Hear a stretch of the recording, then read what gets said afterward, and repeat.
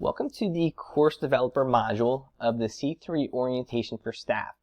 This module is going to give you everything that you need to know as a course developer to be successful. In this video, we're going to give you a quick snapshot of the different roles that you're going to play as a course developer, and then it's going to lead you into other activities and videos that will explain things more in detail. As a course developer, you're going to be responsible for creating the content. You're going to be responsible for organizing the content, and then you're going to just be communicating with the course instructor to make sure that they are aware of how they're going to be able to utilize some of the tools. So as far as the course content creation goes, you're going to create all of the course content. You're going to curate any resources that go along with the content. This includes any videos, assessments, any sort of activity or anything that goes along with it.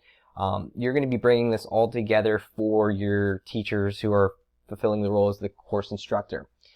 If you are basically being just the content developer, you're going to have to post the content to the course where it's not viewable by students 2 weeks prior to when it will be active for students. This will give you and the instructor time to review and make any changes that you need to before it's live. If you're fulfilling the role as both the developer and the instructor, you do not have to have this added to your course 2 weeks in advance, but we just want to encourage you to get that ready in advance so that way you have time to look over it and just double check that everything looks good. We'll find that there are going to be some challenges since students are going to be completing this asynchronously, so they won't be able to have your direction and input as a teacher on a consistent basis all the time. So we want to make sure that these courses really have instructions and all the information they need to be successful on their own.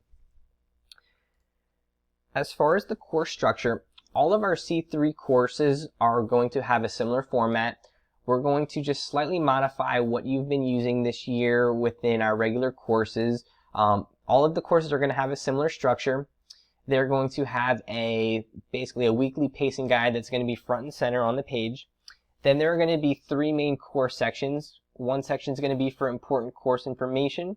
One section is going to have all of the course content, and one section is going to be an archive for those weekly pacing guides. So essentially what's going to happen is when students go onto their course, they should be able to use that pacing guide to kind of keep them on track. They can either then choose to click the links in the pacing guide or go into the course content to pick up where they left off.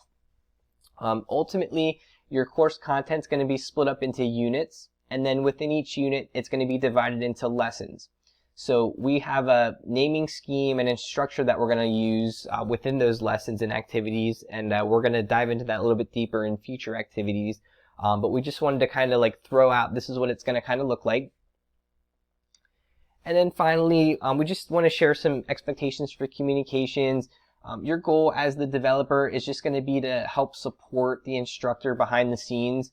We just want you to have an open dialogue with the instructor to make sure that they understand how they're going to be utilizing the different tools and applications that you put into the course. Just be mindful, there are some tools that you might have to use the instructor's account, or the instructor may have to set up just to be able to use so they can kind of go through and monitor the student progress then. So our goal is just that you have an open dialogue, that both of you are on the same page for what you need to accomplish.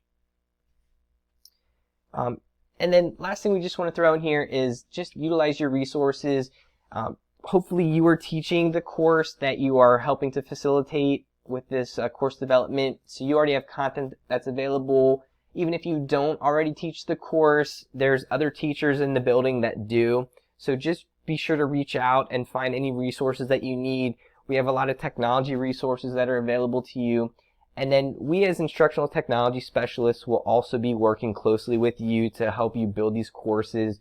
We know that when you're first getting started, this can be overwhelming to try to have everything built and ready for the students right away. So we're going to help out in whatever way that we can.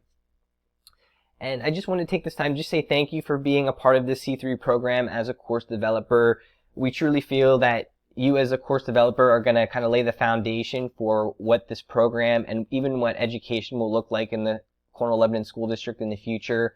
Our goal is that since we're taking the time to build resources that are used in the C3 program, that these resources can be shared and used among other courses as well.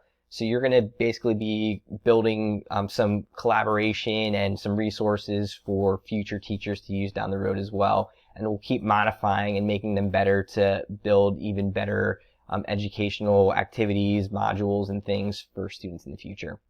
When you're ready, just move on to the next part of the training and dive into some of the other things that you're going to be looking at as a course developer.